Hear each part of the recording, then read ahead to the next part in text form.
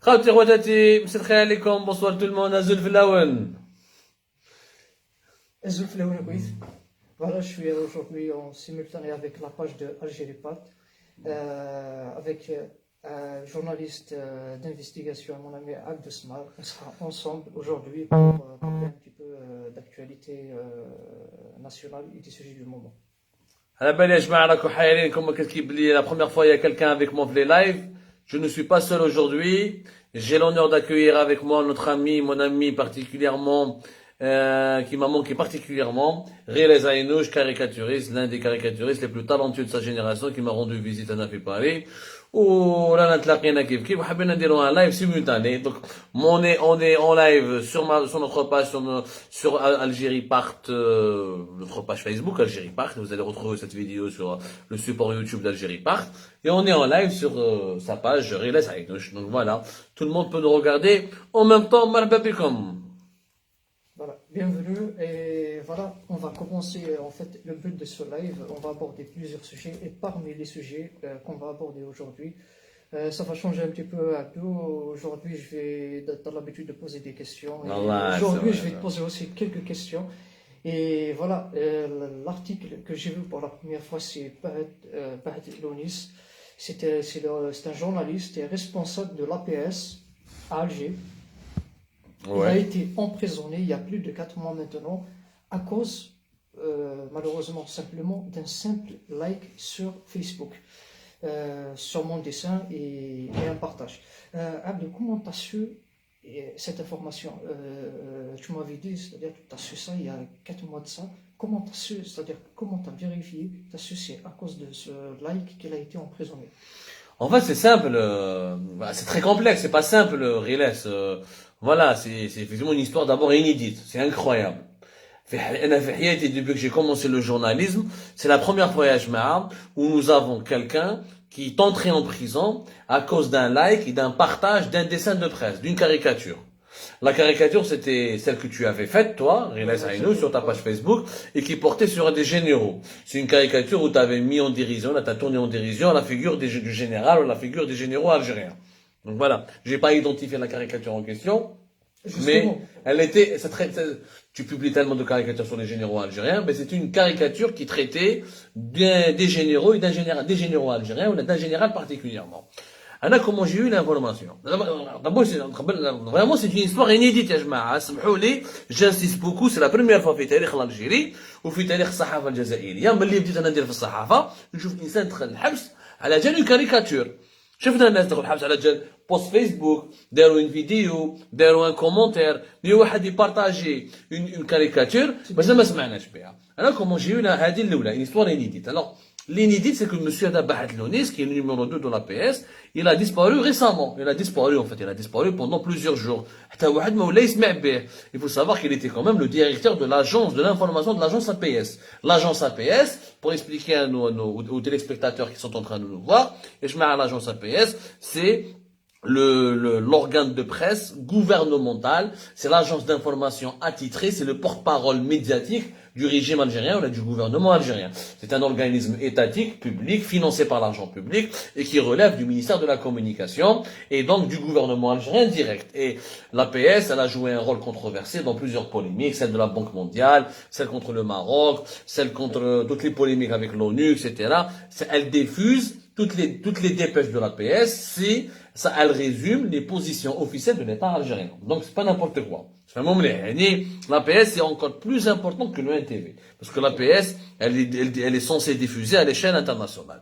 Donc, il y a Saïd Bahed Lounis, qui est l'ancien correspondant de l'APS, في Casablanca. في Rabat et Casablanca. Il y a في Maroc contre Rabat et Casablanca entre 2010 et 2011. Donc, directeur de l'information, numéro 2. هذا Bahed Lounis, il a disparu, ou ما يبانش. الناس تسقسي عليه هو الرابع عليه trop de rumeurs.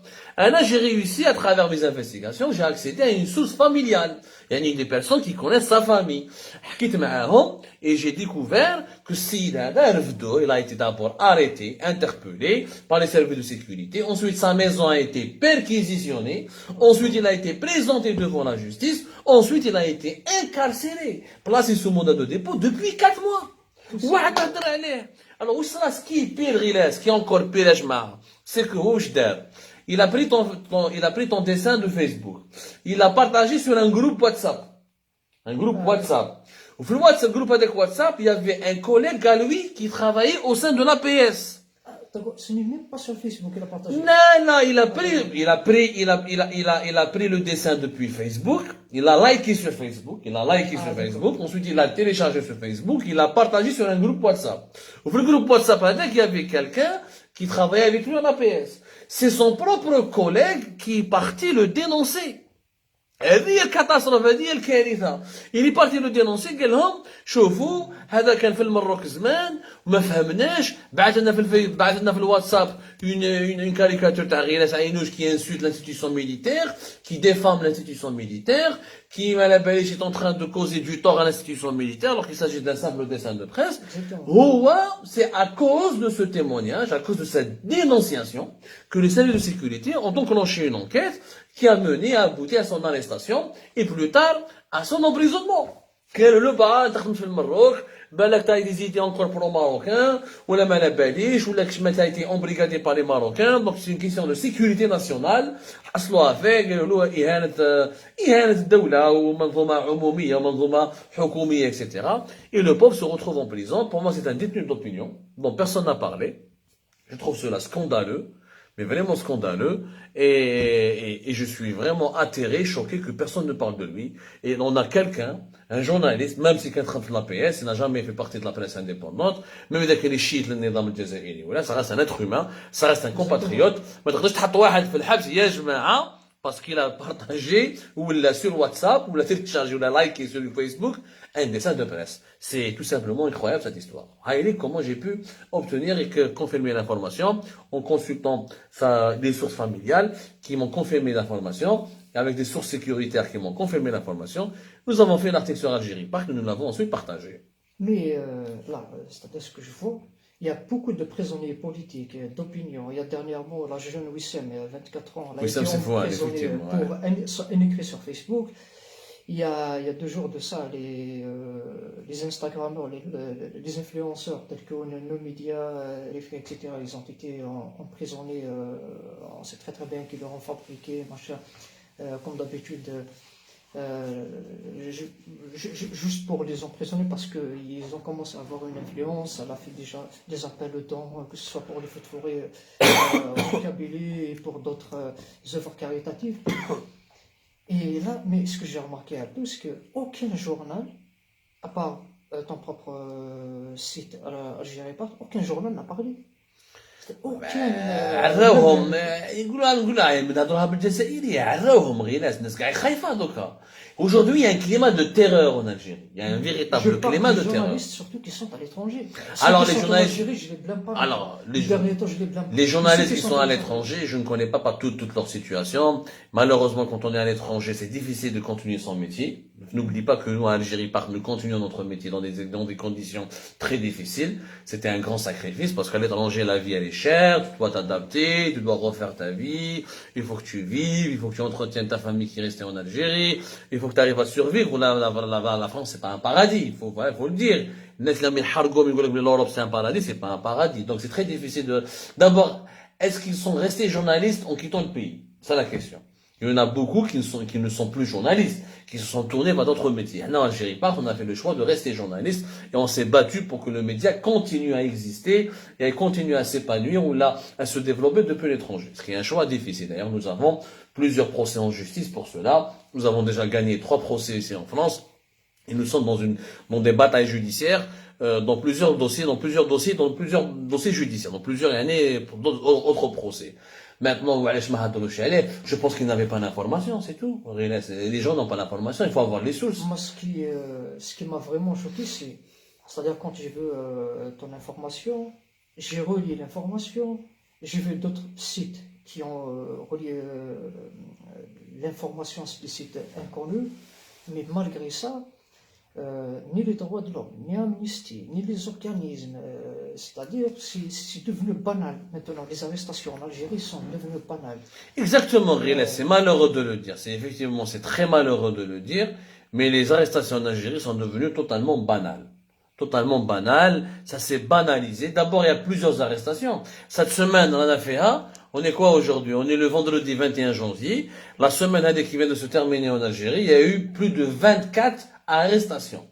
Donc, 4 personnes ont été placées sous mandat de dépôt. Maintenant, Wissam Sefouane, la jeune de 24 ans, 24 ans, elle est âgée. Sans compter, sans oublier, naturellement, les influenceurs, Rivka et nos médias, une affaire qui a choqué particulièrement en Algérie, qui a défrayé la chronique. Donc, en une semaine, un des 4 placements sous mandat de dépôt, 24 arrestations, plusieurs gardes à vue. Chaque jour, les arrestations sont quotidiennes.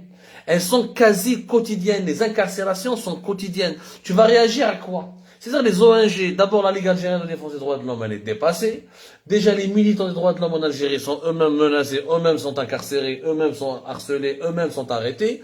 Le CNLD, le Comité national de libération des détenus d'opinion, il fait ce qu'il peut.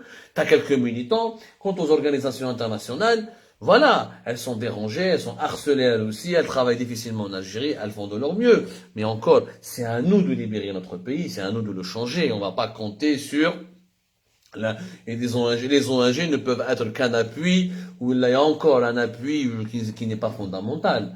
Où le régime algérien en ce moment est encore plus violent, plus brutal que le régime de Bouteflika. C'est-à-dire que même au niveau de la communauté internationale, on a C'est ça la différence. C'est-à-dire, à Bouteflika, avant, on était dans un système totalitaire, un système policier, mais le seul, si je peux dire ça, le seul avantage qu'on a avec le régime de Bouteflika à l'époque, c'est qu'il apporte de la communauté internationale.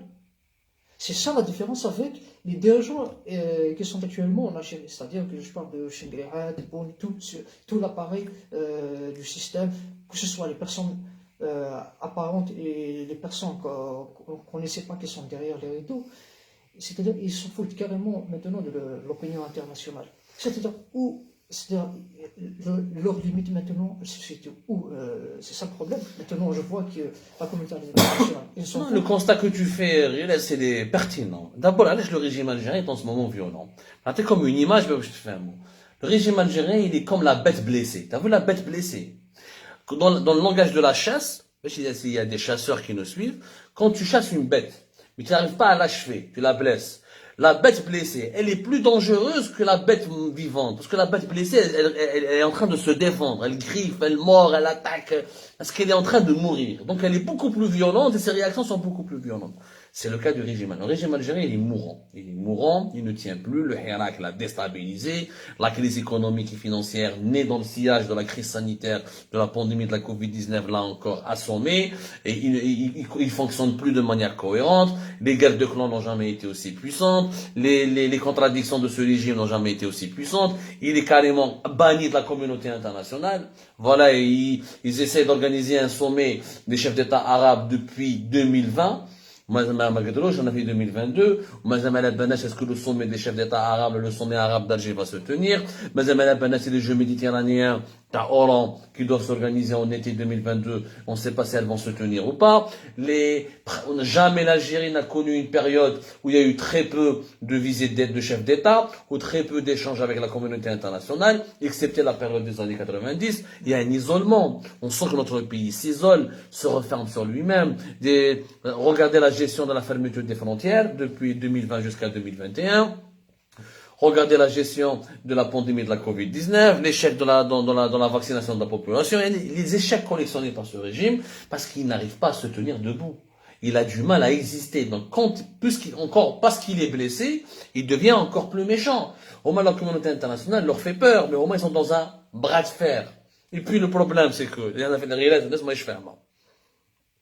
le journaliste à la PS, qui est très l'habs. Ce n'est pas forcément le ministre de la communication qui l'aura dit. Ce n'est pas forcément le ministre de la justice. Ce n'est pas forcément un général. Donc en Algérie, je suis allé. Là, au bazar, Corée. Donc il dit qu'un juge, wahdo, l'excès de zèle, يعني يزيد عليها, يجيبوا له journaliste, يقولوا له غندخلوا الحبس, هكذاك انايا mes supérieurs hiérarchiques في المينيستير دو لا جوستيس يقولوا لي يعجبنا يحبوني, يقول لك هذا ولا غير خدام النظام, ويحبوا ما يخافش ويصدم. Il y a de l'excès de zèle à tous les niveaux. Aujourd'hui, le Hugra, avant le Hugra, elle était entre les mains d'un ministre de la Justice, d'un chef de gouvernement, d'un général, d'un chef d'état-major ou d'un président et de ses frères. Aujourd'hui, n'importe quel détenteur d'autorité, il y a وعلاش يحقر باسكو depuis 2019 وارواح on a lancé le cycle de la répression et on a fait croire aux agents de l'État, aux agents du système, celui qui montre le plus ses muscles contre les libertés publiques, contre les hirakis, contre les activistes de l'opposition, contre les journalistes indépendants, c'est celui qui pourra gagner des promotions, qui sera considéré par le régime, parce que le nouveau régime est un régime militaire et sécuritaire qui est brutal. هاوليك المشكل donc يجي يحقرك ماشي شنقريحه اللي يقول لهم روح حطوها في الحبس يجيك نيمبورت كال جوج في دار البيضاء ولا في بالمونرايس ولا كيش كوميسير ولا ان بتي كولونيل في لي سيرفيس ولا ان بتي كولونيل في لا جوندارموري يدير عليك ان رابور ماشي مليح ويوسخ لك السمعه تاعك ويوسخ لك لا ريبوتاسيون تاعك ويدير لك ان فو دوسي باش يدخلك الحبس سي سا لا دوني لي نوفيل دوني alors qu'avant la répression obéissait à un cercle elle était commanditée par un cercle restreint des hautes sphères du régime algérien. Maintenant, j'ai l'impression, c'est comme si nous étions en Amérique latine avec les gangs. Chacun il va occuper son territoire, chacun il essaie de se montrer à l'intérieur du système. Après, c'est la guerre des clans et qui souffre à chaque fois, c'est le peuple. Je peux continuer en fait sur ton idée. J'ai remarqué même, non seulement au sein des juges, des procureurs ou des gens qui sont dans l'appareil du système, et même les journalistes. J'ai remarqué que les journalistes, les derniers temps, et même certains opposants, ils font, c'est-à-dire c'est comme une offre de service. Ce sont eux-mêmes qui offrent leur service au pouvoir en place. Quand je fais par exemple un dessin, les premières personnes qui m'insultent, les premières personnes qui dénoncent le dessin, qui essaient de rabaisser l'auteur du dessin, y compris les articles contre le système, ce sont les journalistes eux-mêmes. Je ne parle pas de tous les journalistes, bien sûr, mais la majorité des journalistes. Je ne dirais pas, parce qu'il y a beaucoup de personnes qui me disent ces journalistes-là, ils sont vendus. Il faut dire que ces journalistes-là, ils ne sont pas vendus. Ces journalistes-là, ils essaient d'offrir leur service au pouvoir. Maintenant, avec la crise économique, le pouvoir n'achète pas les journalistes comme avant, c'est-à-dire ils n'essaient pas de les récupérer financièrement. Ce sont eux-mêmes qui font, qui essaient d'offrir leurs services et le pouvoir, tellement il n'y a pas d'argent, je pense que il y a seulement l'histoire peut-être qui va les juger, qui va. C'est sûr, Rila, ce que tu as dit, l'histoire va les juger. De toute façon, on n'échappera pas au tribunal de l'histoire. L'histoire nous jugera tous. L'histoire est en train de nous observer. L'histoire est en train de nous regarder tous et toutes. Où l'histoire jugera et témoignera. Il y en a qui ont tenté de résister, d'autres qui se sont compromis, d'autres qui se sont, qui ont accepté le dictat, qui se sont soumis. L'histoire, elle est là, elle relate tout. Je m'inquiète pas pour cela. Mais maintenant, je vais l'opposition, la société civile, elle est à l'image du pays. Le pays, الأزمة راهي يعني على كل الإطارات إطارات المجتمع كاع المجتمع المدني حتى للدولة. Nous avons une crise multidimensionnelle.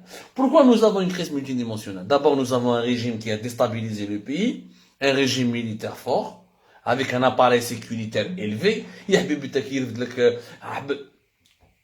كي نحسبوا les statistiques بين le 22 février 2021 mais le 22 février 2019 jusqu'à aujourd'hui même, jusqu'à ce vendredi 21 janvier 2022, il y a eu presque plus de 6000 Algériens et Algériens qui ont fait de la prison pour leurs opinions. Les traces du Covid, les séquelles du Covid. La politique de l'emprisonnement, la répression, l'appareil, la propagande médiatique, la crise économique et financière.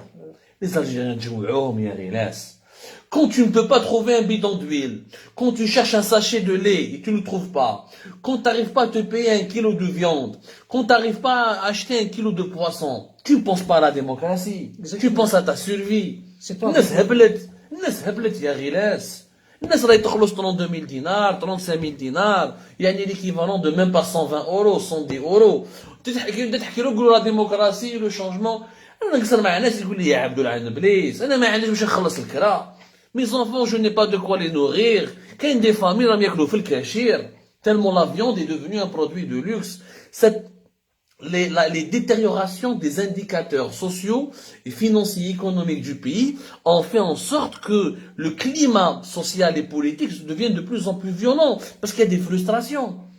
جيعان ما يقدرش يخمم مليح دوك انت un être humain تجوع ما تاكلش tu ne manges pas à ta faim tu peux pas faire de l'art tu peux pas produire de la littérature tu peux pas faire de la philosophie tu peux pas avoir des capacités intellectuelles élevées هذا هو المشاكل اللي رانا فيها اليوم يعني je ne suis pas en train d'excuser la violence اللي نشوفوها في les réseaux sociaux ou la violence اللي نشوفوها في le champ politique ou le champ médiatique je ne suis pas en train d'excuser je suis en train d'expliquer que nous sommes dans une crise multidimensionnelle qu'on ne peut pas faire une transition politique dans un pays qui s'appauvrit et qui est en train de faire qui s'approche de jour en jour vers la faillite financière. Ce n'est pas possible. Maintenant, Allah Ghalib, qu'il y a des élites qui n'ont pas joué leur rôle, mais alhamdoulilah, moi je préfère rester sur une note positive. Il y a des opposants qui continuent à résister. Nous existons, nous, des gens comme toi.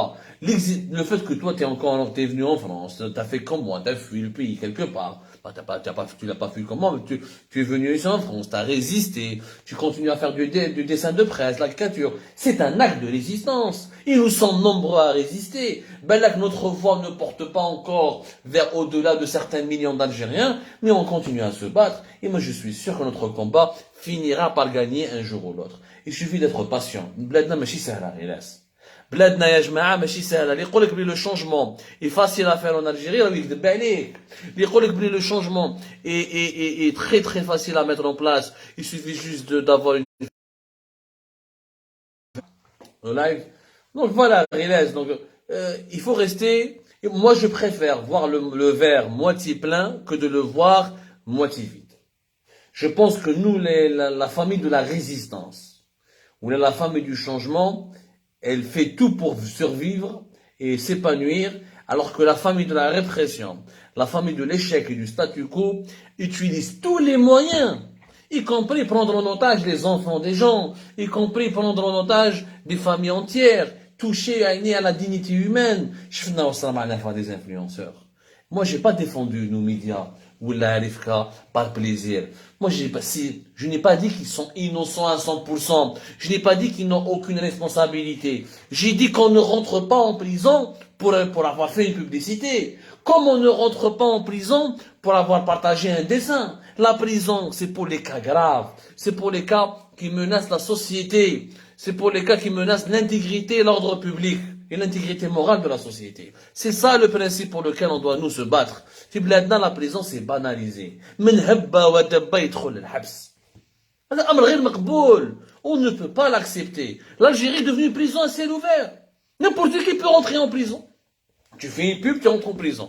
Tu fais un dessin, tu rentres en prison. Tu partages un dessin, tu vas en prison. Tu fais un commentaire sur Facebook, tu rentres en prison.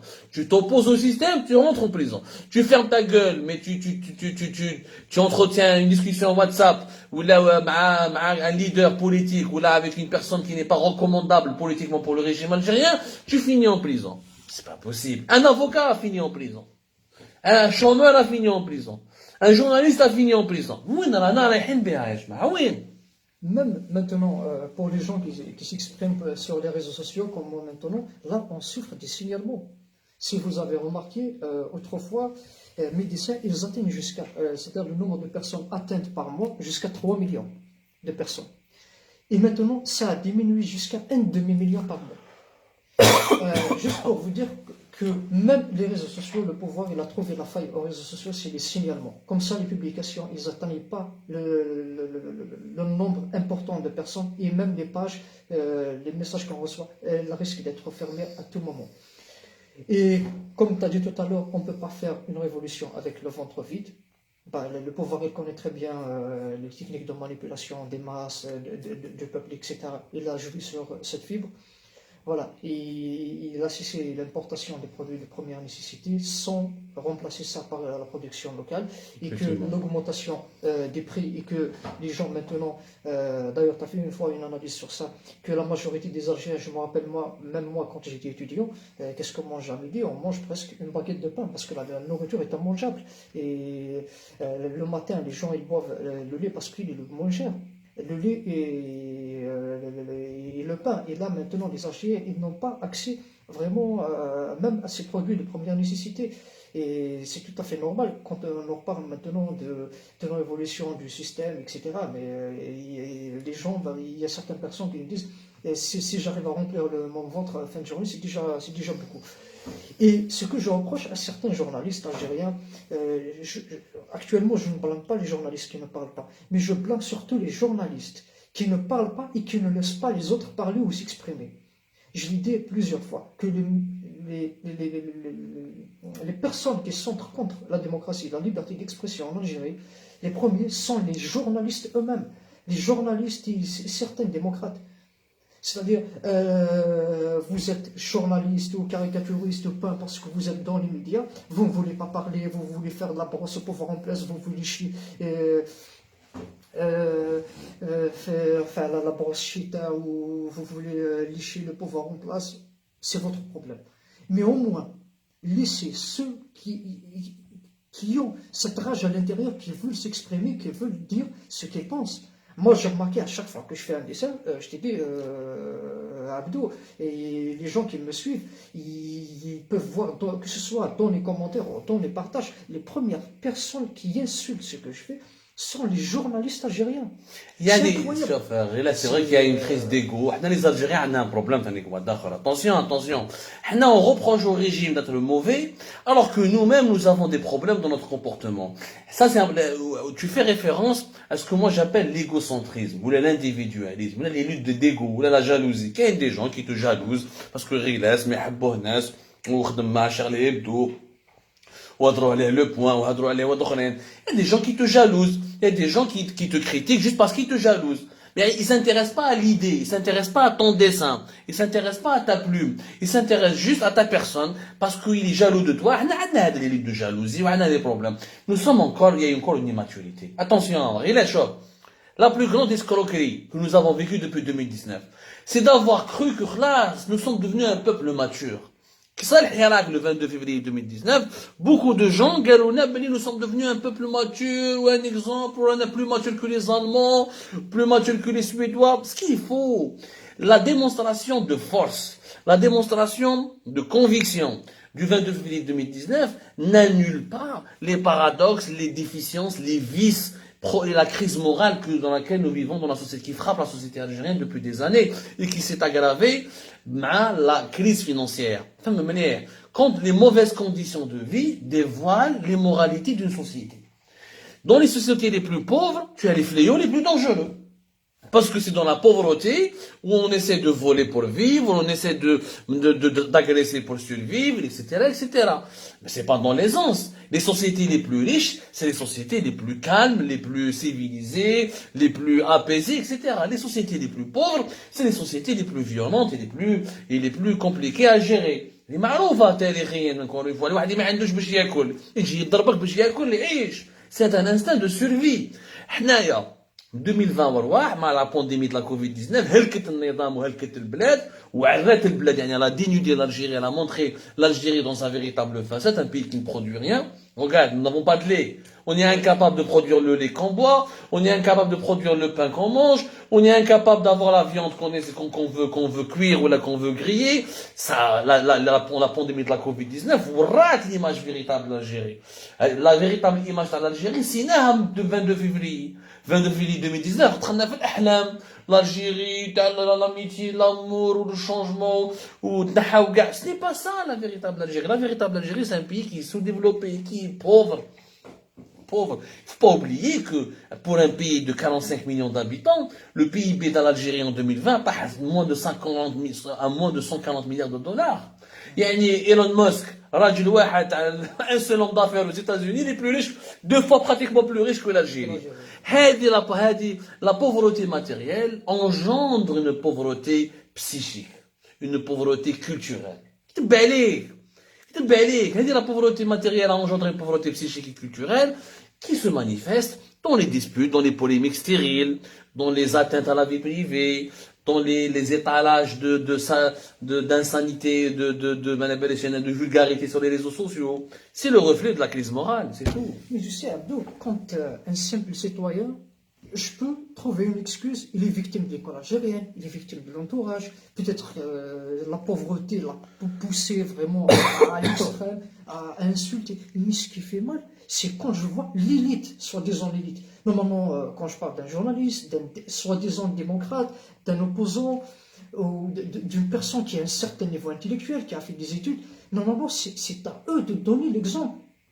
Encore une fois, un simple citoyen, je peux comprendre. Quelle est la Je peux définition de trouver, l'élite? Ce que tu dis est très intéressant, mais c'est un débat sans fin, un débat. Parce que quelle est la définition de l'élite aujourd'hui? Dans un pays de nivellement de valeur, quelle est l'élite dans un pays où l'enseignant, il est payé 200 €? C'est une élite. Dans un pays où le médecin, il est payé même pas 250 €. Il y a des médecins qui sont payés moins de 150 € dans les hôpitaux publics. Dans un pays où le chômage, pratiquement plus de 20 jusqu'à 25% entre le 20 à 25% des jeunes diplômés finissent chômeurs, des chômeurs. Le reste, c'est quoi l'élite dans un pays? T'as un doctorat, tu بيع القلب اللوز في le marché informel pour payer ton loyer. Voilà l'élite. ما عندناش une élite. L'élite en Algérie, c'est quoi? C'est les dirigeants. ما نكذبوش على روحنا غلاس. النخبة في الجزائر هما الحكام. ما عندناش نخبة مثقفة. Le peu d'écrivains que nous avons sont partis. Le peu de dessinateurs nous sont partis. حنا رانا في étranger هربنا.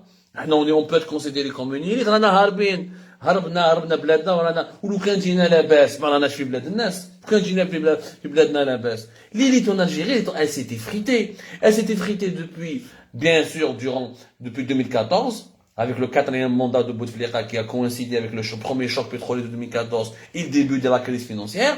L'effritement de l'élite, il a coïncidé aussi depuis décembre 2019 où le pouvoir militaire a imposé un nouveau président. Vous êtes déjà de la pandémie de la Covid-19. هلك الدعوة واش من l'élite انت un douanier il est payé 150 € لازم يسرق باش Je peux juste parler de l'élite.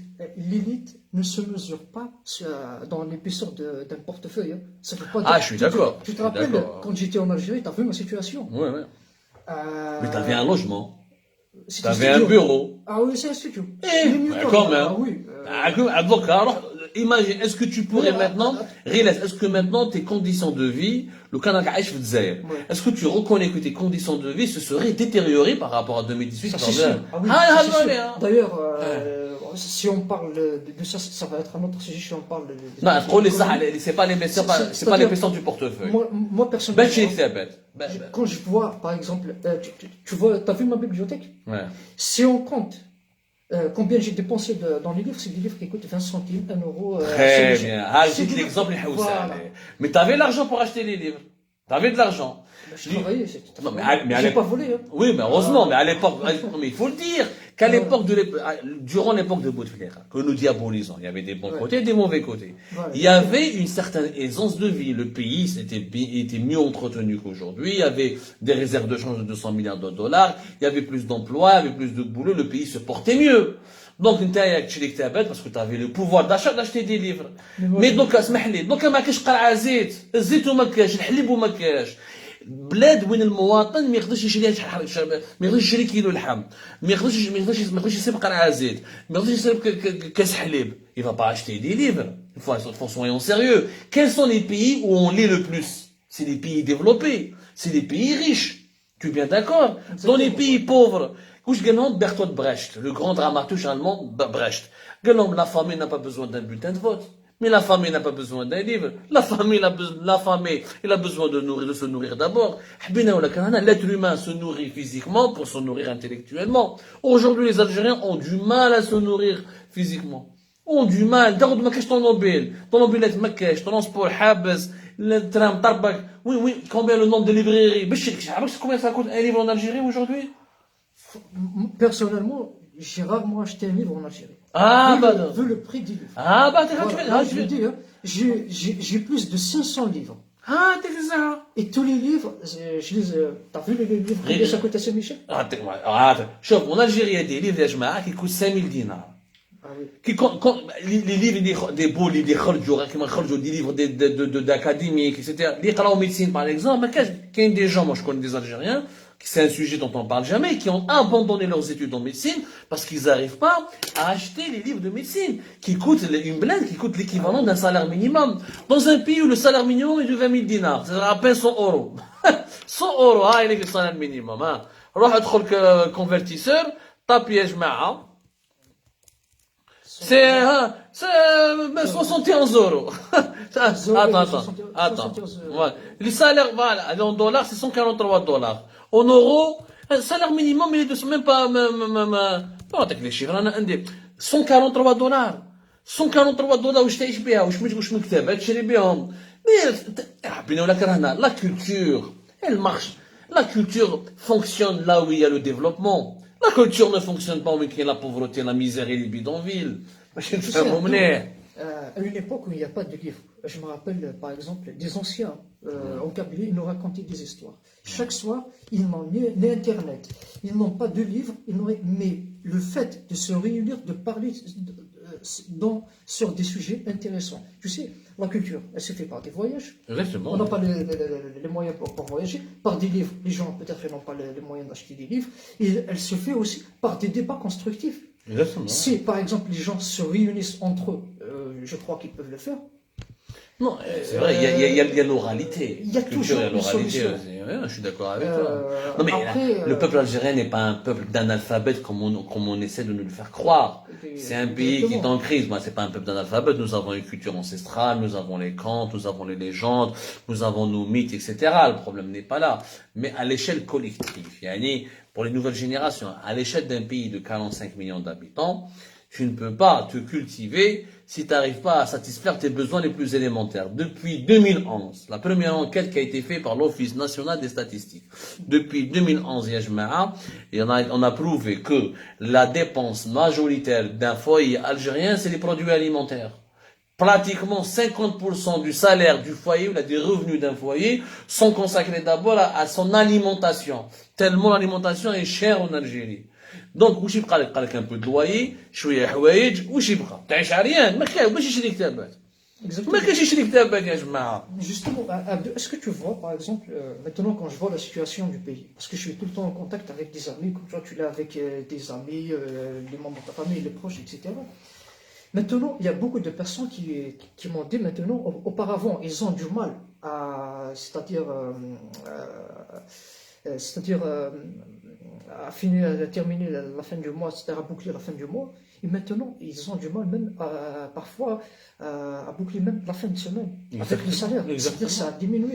Comme tu as dit tout à l'heure, je préfère voir le verre à moitié plein. Exactement. Est-ce que tu n'as pas remarqué maintenant le verre, il commence à diminuer. Maintenant, avant, on regarde peut-être le verre à moitié vide ou à moitié plein. Maintenant, un quart de verre. Il est rempli à un quart. Et maintenant, avec tous les problèmes qu'il y a aujourd'hui, maintenant, peut-être bientôt que le verre sera carrément vide. On peut pas. Il n'y a pas de point positif quand je regarde maintenant l'Algérie. Il n'y a pas quelque chose. La situation. Je ne vais pas dire ça pour décourager les gens ou je suis pessimiste ou. C'est-à-dire peut-être il y a toujours des solutions. Mais est-ce que tu n'as pas remarqué que plus tard, on aura du mal à dire je préfère voir le verre à moitié plein parce qu'il n'y a pas de point positif. Moi, personnellement, parfois, je me dis je veux trouver quelque chose de positif en Algérie pour au moins ne serait-ce que satisfaction. Pour moi, ce qui est positif encore, c'est la gloire du peuple algérien, c'est son humanisme. C'est l'amour de l'autre que les Algériens ils ont les uns envers les autres.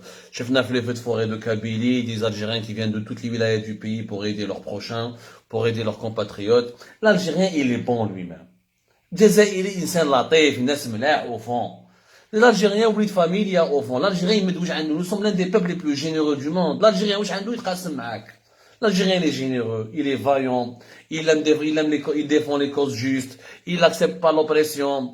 L'Algérien, l'Algérien, il est aventurier. L'Algérien a un sens de l'humour. Regarde tes dessins avec ton sens de l'humour. Toi-même, avec tout ce que tu as vécu. L'Algérien, il est artiste profondément. L'Algérien, il est bon vivant. L'Algérien, il est accueillant. Il a plein de qualités. Donc, je pense que ce qui va nous sauver, ce sont nos qualités humaines. Et je pense que c'est un très bon moyen enfin, un très bon, c'est un joli mot de la fin.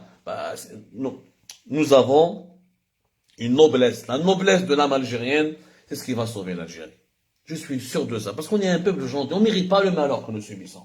Wallah, ya jama'a, nous sommes un peuple. واش درنا حنا كجزائريين؟ كيش واحد ما عاوناش. ما خلينا الفلسطينيين، ما خلينا les pays de l'Afrique subsaharienne, ما خلينا les pays du Moyen-Orient. Les Algériens à l'étranger, يشوف عجوزة يرفدها، يشوف مرأة تحقر يدخل روحه. Il y a des salopards, il y a des bons et des mauvais partout. Mais généralement, nous sommes connus pour nos valeurs humanistes. Ce sont ces valeurs-là qui peuvent nous sauver. Il faut juste s'accrocher, se battre et y croire encore. Moi, je suis d'accord. C'est-à-dire, on a cette capacité, le peuple a le sens de l'humour. Peut-être que ça va venir de là. Enfin, pas seulement du sens de l'humour. Bien sûr, cette solidarité qu'on a vue pendant les feux de forêt. Et non seulement les feux de forêt, il y a les dents. J'ai vu les appels de dents, etc. Quand il y a eu le manque d'oxygène pendant la pandémie de Covid. Et je peux enchaîner sur ça, puisqu'on parle maintenant de la générosité des Algériens. J'ai vu des milliers de cagnottes pour acheter des concentrateurs d'oxygène pendant la pandémie de Covid-19. C'est-à-dire, on a un bon peuple, en fait, en général. Les gens qui veulent aider, les gens qui sont en Algérie, qui veulent... Mais, t'as remarqué, c'est-à-dire les gens qui envoient de l'argent. Cet argent-là, elle est détournée par le pouvoir en place. Il faut dire la réalité. La dernière fois, les gens, ils ont envoyé des médicaments, ils ont envoyé des concentrateurs d'oxygène. Les gens, ils ont envoyé même des bijoux. Il y a des femmes qui ont donné de leur propre bijoux. C'est tout ce qu'elles ont pour sauver des vies dans des hôpitaux. Et quand on voit que j'ai vu l'ambassadeur algérien à Paris, et que l'Algérie, elle essaie de détourner les dons que les simples citoyens ils ont fait, et quelques mois après, l'Algérie elle a donné 100 millions de dollars à la Palestine. Moi, je ne suis pas contre, c'est-à-dire je ne suis pas contre ni la Palestine, ni le peuple palestinien, parce qu'il y a des gens, quand ils voient mes dessins où on essaie d'éveiller des consciences, ils croient que nous sommes, enfin, si je parle de moi-même, que je suis contre la Palestine, que je suis contre les pauvres Palestiniens, les petits enfants palestiniens qui sont en train de souffrir. Pourquoi ils ne parlent pas des Ouïghours et des Cachemires Ça c'est un autre débat. Là, on parle encore c'est-à-dire, on revient encore à ces problèmes. C'est-à-dire, si on arrive à régler ces problèmes-là entre nous, c'est-à-dire, c'est quoi la solution si, par exemple, maintenant, on veut aider le peuple algérien, on va l'aider comment? Si l'argent sera détourné, si on voit des médicaments, ils seront détournés. La meilleure aide qu'on peut faire au peuple algérien, c'est de le sensibiliser encore, de lui ouvrir les yeux, de l'éclairer, de le soutenir, de défendre sa cause, de défendre les plus fragiles, d'être leur porte-parole, leur porte-voix. C'est pas avec l'argent qu'on va aider le peuple algérien. Les changements ne se font pas avec du fric, les changements se font avec des idées. C'est justement de convaincre que le changement est important, d'expliquer le changement, de le démontrer, de l'expliquer. C'est comme ça qu'on va l'aider. Sinon, il y a envoyer de l'argent au bled n'a jamais permis à un pays de se développer. Les pays ne se développent pas avec l'argent de leur diaspora. Les Égyptiens, ils envoient des milliards et des milliards. Ça n'a jamais permis à l'Égypte de devenir un pays développé. Les Marocains envoient beaucoup d'argent que les Algériens. Ça n'a jamais permis au Maroc d'être comme la Corée du Sud ou la Malaisie ou la Turquie. Les dynamiques de changement et de développement sont internes, sont à l'intérieur. Il faut commencer par sensibiliser les esprits. Comme tu viens de le dire, il faut vraiment élever le niveau. C'est tout ce qu'on peut faire. Ben, exactement. Là, je ne sais pas si on va essayer de répondre. Si vous avez quelques questions à Jma'a, comme ça on va vous laisser avant que la batterie nous lâche. Voilà, il y a des questions qui fâchent. Depuis tout à l'heure, je lis des trucs Malhaba. Pour moi, aucune question ne me fâche. Hein. Moi, je suis je réponds à toutes les questions. Il n'y a rien qui me fâche. On te demande de ce que tu peux nous parler de Tahkout. Mahidine Tahkout, c'est une histoire sur laquelle je suis déjà revenu, mais j'y reviendrai. Mahidine Tahkout a été une de mes sources, d'abord. Il a été ensuite un ami. C'est une source que j'ai bien travaillée, avec lequel je me suis lié, qui me fournissait des informations sur ce qui se passait au sein du Syrie algérien. Et je me suis lié d'amitié avec cet homme-là, parce que il m'a beaucoup aidé dans mon travail de journaliste. Et voilà, je n'ai aucun problème à l'assumer. Je suis journaliste. Mon but est de chercher de l'information.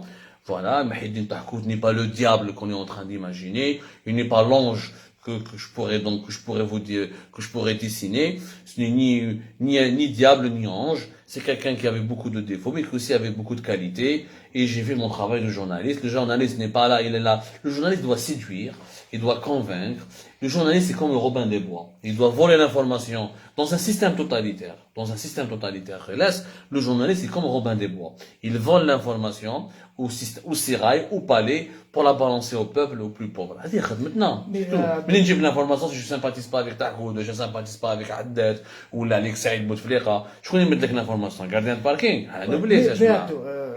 Pardon. Par exemple, moi, dans mes dessins, je peux critiquer tout le monde, y compris Tahoud, y compris. C'est-à-dire, c'est pas comme le journaliste, je cherche pas la source. Ouais. Je suis libre penseur, je tire sur tout ce qui bouge, etc. Ouais. C'est-à-dire, est-ce qu'on peut être journaliste avec ses sources et en même temps, on peut être objectif. Et si par exemple, Tahoud a commis par exemple un délit ou quoi que ce soit, est-ce que tu peux faire quelque chose sur lui? Non, mais c'est pas possible. Justement. Est-ce que c'est ta source? Alors, je t'explique. Dans un pays comme l'Algérie, ce n'est pas possible. Dans un pays comme l'Algérie, tu es obligé de faire des alliances. L'Algérie n'était pas une démocratie. Donc on ne peut pas être objectif à 100% dans un pays comme l'Algérie. Bien sûr que non. On ne peut pas être journaliste réellement indépendant en Algérie. Nous avons tenté, nous avons enclenché un combat. Algérie Part a été créé à Alger. Ça m'a mené à la prison. Si j'étais aussi bien soutenu, je n'aurais pas fini en prison. Ce n'est pas possible. En Algérie, si tu veux avoir d'abord dans tous les journaux du monde, tu as une source, tu la fidélises. Fidéliser une source, c'est avoir un rapport très particulier avec elle. C'est pas de la manipuler, mais c'est de gagner sa confiance. Elle ne va pas te manipuler, mais tu dois gagner sa confiance. Quelque part, c'est partager des intérêts communs. C'est comme ça que tu arrives à obtenir des informations. La gestion des sources, c'est un sujet très compliqué. C'est une problématique qui est universelle. Même pour le Washington Post, il y a des sources qui me donnent l'information. Quand la source est تاعهم, mais je te mets de l'information. Washington Post, il y a ça le problème, il faut chercher d'autres sources. La différence qu'en Algérie, c'est un système totalitaire. ما تهضرليش انايا لي ريغل دو جورناليزم دون ان بيي ديالي. انا كنعيش في فرنسا كان كيما ميديا بارت ما نصحش تحكوت نكون قادر على روحي. J'aurai plusieurs sources, j'aurai plusieurs capacités, j'aurai plusieurs alliances, je pourrais m'épanouir. انا j'ai fait du journalisme يا جماعه dans un pays qui est une dictature. انا كنت داخل السيستم و je faisais du journalisme. Donc on peut pas appliquer les règles du journalisme parfaitement dans un pays comme dans une dictature, comme dans un pays qui est une démocratie ou un pays ouvert. C'est pas possible. La comparaison elle n'a aucun sens. Parfait. Tu as répondu à la question. Là, la question, il vous dit, est-ce que vous pouvez nous parler du génocide kabyle? Il n'y a pas de génocide kabyle. Non, il ne faut pas exagérer. Arrêtez d'utiliser des termes qui ne sont pas vrais. Un génocide, c'est quoi? Un génocide, c'est un nettoyage ethnique décidé par des autorités politiques pour tuer des tueries de masse. Il n'y a pas de tueries de masse en Kabylie. Il y a des emprisonnements qui visent le MAC, qui ne visent pas tous les Kabyles, et qui sont souvent décidés par des officiers qui sont Kabyles. Au sein du régime algérien, il y a des Kabyles, il y a des généraux Kabyles, il y a des officiers des services secrets algériens qui sont des Kabyles, il y a des politiques algériens qui sont Kabyles. Il faut arrêter de déconner. Il n'y a pas de génocide. Il y a une stigmatisation de la Kabylie. Il y a une répression massive envers la Kabylie, parce que la Kabylie est le foyer du changement et le foyer révolutionnaire en Algérie, c'est tout. On te dit, qu'est-ce que tu penses des brûlés vifs en Kabylie? C'est-à-dire, est-ce que tu penses que c'est le pouvoir ou un clan du pouvoir qui est derrière? Parce que, d'après les vidéos, les images, les feux forêts en Kabylie, parce que d'après les vidéos que j'ai vues, sur un rocher, le feu qui se déplace, ça veut dire qu'il y a une matière inflammable qui a été mise. C'est pas possible que ce soit sur les feux en Kabylie, on en a pas beaucoup parlé sur Algérie Part. On a été le seul d'ailleurs à expliquer réellement la mort de Jamal Ben Smaïl et les manipulations des renseignements généraux. D'ailleurs, après nos révélations, rappelez-vous que 3 semaines, 4 semaines après, il y a eu un grand changement, un nettoyage au sein de l'appareil des renseignements généraux. Nous l'avons déjà expliqué dans une émission fait Algérie Part, dans des articles et tout. Les éléments déclencheurs sont c'est des facteurs tout à fait naturels. Tout à fait naturel. Maintenant, la Kabylie, sa particularité, c'est un massif montagneux qui est peuplé. Mais n'oublions pas que la population de la wilaya de Bjaya, de Bouira, de Tizi Ouzou, le 15 de Boumerdes, qui en partie est culturellement kabyle, une partie de Bouarerij ou la Dostef qui est culturellement berbérophone, donc culturellement kabyle. on se retrouve avec pratiquement plus de 5 millions de personnes qui habitent des massifs montagneux. C'est une région très peuplée. Donc, le feu a fait beaucoup plus de dégâts parce que c'est une région peuplée, parce que les autorités de notre pays, les Canadair, les opérations de nettoyage, les opérations d'évacuation n'ont pas été bien menées. Il y a une gestion catastrophique de ces feux de forêt. C'est ce qui explique le bilan. D'ailleurs, je remarque, c'est un bon sujet. Voilà le dernier bilan des victimes de la des feux de forêt en Kabylie. Ce qui m'a choqué, c'est que... Le dernier bilan. Ils n'ont plus jamais parlé d'un bilan. Plus jamais. Les bilans habsou. Est-ce que tu as remarqué que la mort de Jamal Ben Smaïl, le pauvre Jamal Ben Smaïl, c'est-à-dire ça m'a vraiment touché, c'est d'un seul coup, cette